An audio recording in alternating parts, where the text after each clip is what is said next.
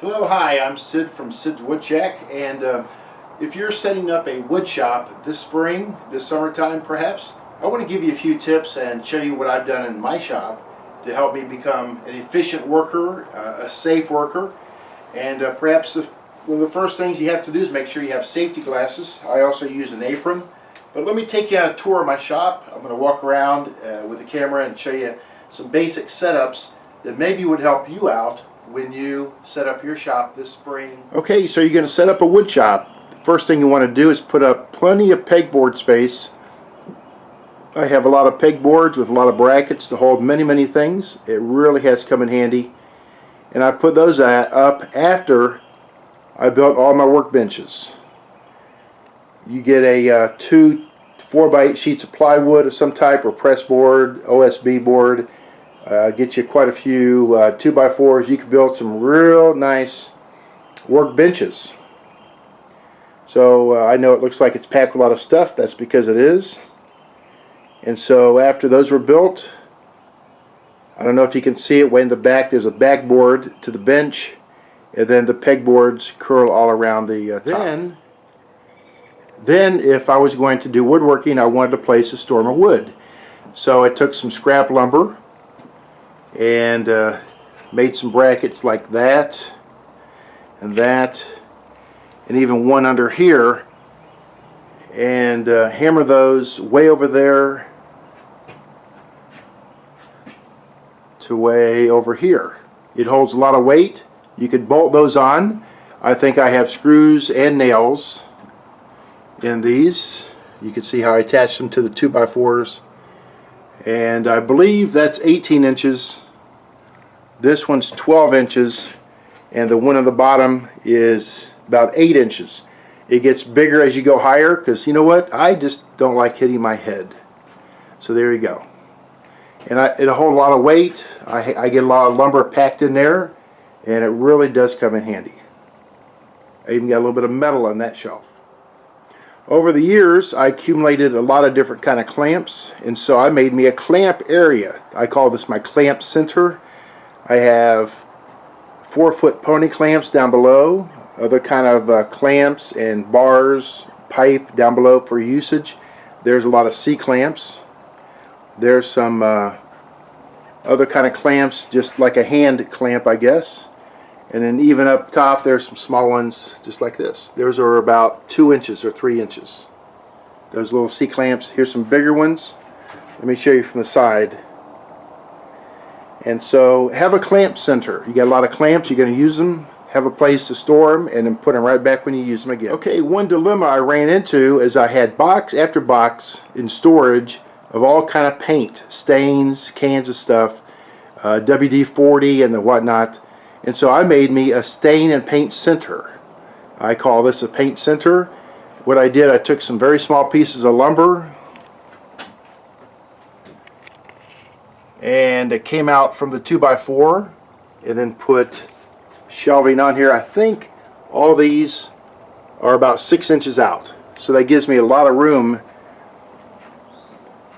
And you do about 5 or 6 on one side, and then in the middle, and then over here as well. You can get a lot of stain and paint in there. Here's a little bracket I put up. If you notice, I like the Minwax spray-ins. There's all kind of poly shades and other different kind of polyurethanes that I could use. Some are clear gloss, some are other types. All the way down you go. And so again, there's a place there for coming out of another bracket. There's a place there for all my power cords. That's really handy. But on going back to the paint center area, that's where I store my glues. I don't have just one kind of wood glue. I have 3 or 4 different types, and I actually use all of them. So this has been a handy area right here. Just what I call my stain center. Okay, here you go. As you use a lot of wood products or projects in your wood shop, you're going to need a place to store scraps. So I got me some 2x4s and some OSB board or whatever I had, some old plywood, and I built me a rack just for tools like socket sets, but also a lot of scrap lumbers up in here. I don't like throwing away hardly any lumber at all. Everything I keep, usually I find a use for later. There's a lot of power tools down below. And even the very smallest items I put in a box and use it to make a fire later. If we cook outside, I've got a way to start fire real easy. A little campfire. So there you go. Make yourself a place there to store your scrap lumber. And again, let me show you this. See all the little pieces? 2x4s, there's flat items. There's even long pieces, short pieces. Sweet. Okay, here you go. Here's another thing I want to show you. With the building I had built, there was a lot of space up top because I had a gambrel roof put on the top, so I had a lot of space there for lofts, and so I wanted extra storage at the top, so I built a 2-foot loft coming out on this side, and then I came out 2 feet, watch this, all the way down the whole side of the whole building. Of course, you got some lights in here. See, look at that, all the way down. Then on this side, the other end, I have a 4-foot loft. It has really come in handy for a lot of storage. There's my blower up top. Again, just giving you hints and ideas on how to outfit a really nice wood shed so you can have your own wood shack at your house. Okay, and finally, the last thing I wanted to have in my wood shop is not only do I have the benches against the wall, but I wanted to build a portable bench with wheels on it that I can move around and work on it and shove it outside if I want. This table here, this bench, is 77 inches long, the top is. It's 36 inches wide, and it's 37.5 inches tall. That includes the casters down below. I have wheels on the bottom that have brakes on it. Let's see, here we go. Just like that. There's a bottom shelf. This bench I use all the time. I can even roll it outside when I want, because in the front we have a nice ramp, and in the fall when it's cooler I roll it outside, and it's really a delightful thing to do.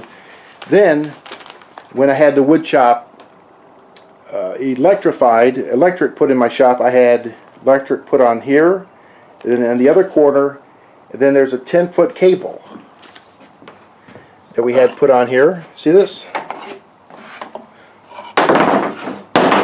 10-foot cable. Then on the very end I want a tray to hold scrap wood or screws or nails or tools. That tray is 34 inches wide or long. It's 4.5 inches wide, but it's 6 inches deep. Okay, and you can make it any way you want, and it's screwed on there with a couple wood screws.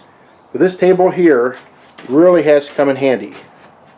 Let me show you. It rolls.